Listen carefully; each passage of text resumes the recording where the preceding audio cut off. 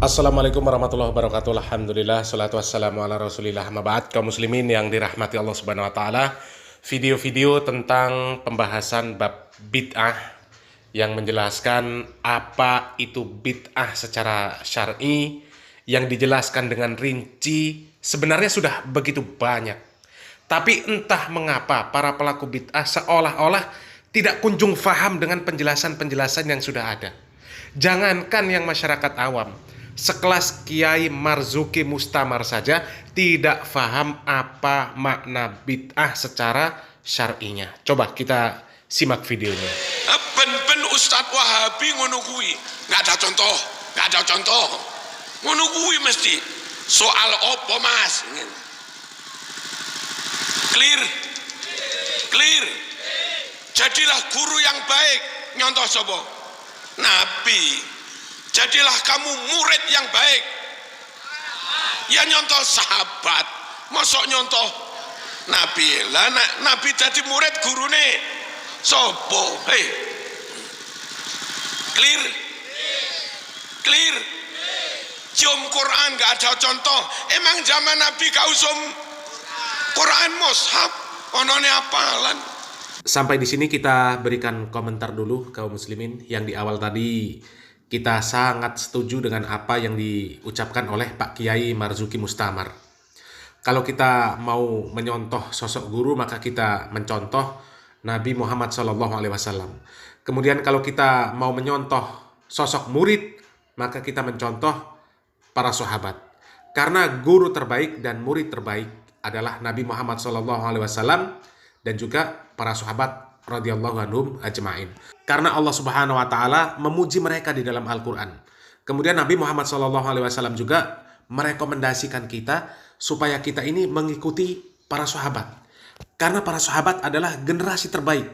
Dan pertanyaannya, sudahkah kita ini mencontoh Nabi Muhammad SAW dan para sahabat radhiyallahu anhum ajma'in?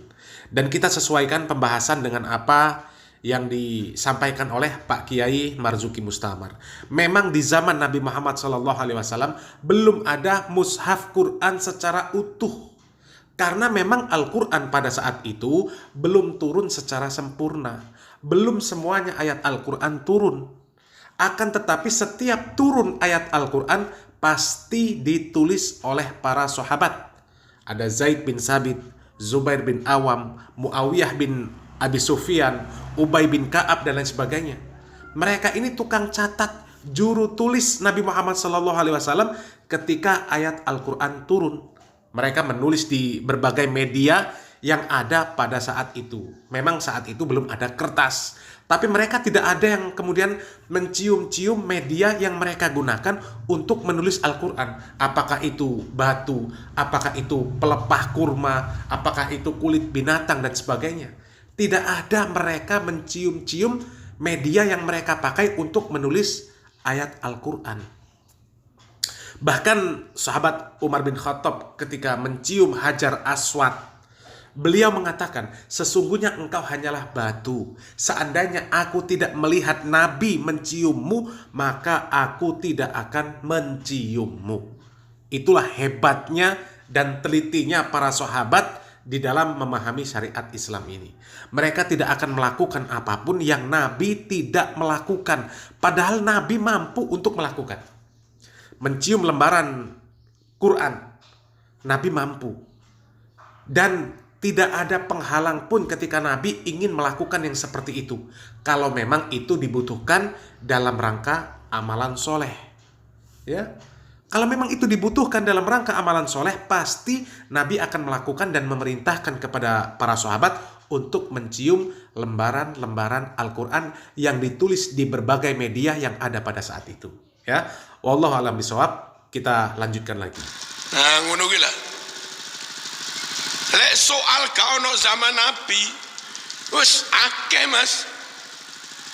Zaman Nabi gak ono Quran terjemah, yo gak ono radio, yo gak ono majelis tafsir, gak ono zaman Nabi. Lek gak ono zaman Nabi mau arani bid'ah kabeh kuwi yo bid'ah. Quran diterjemah bid'ah, Quran ki harokati yo bid'ah lagi. Quran di titik-titik yo bid'ah. Quran di pendel satu mushaf yo bid'ah. Lek pengen persis Nabi wis kadek ngono-ngono wis.